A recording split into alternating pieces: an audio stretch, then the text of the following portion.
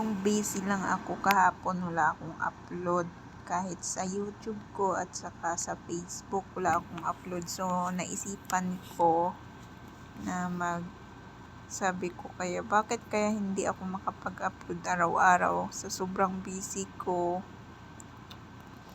Wala man lang ako may upload na content. So, meron naman akong content dito, pero hindi ko pa masyado kasi ang pag-i-edit kasi hindi basta-basta nga magkuha ka ng video, upload ka lang kaagad.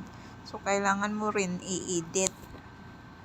So, naisipan ko nga, sabi ko wala ako palang upload ngayong araw.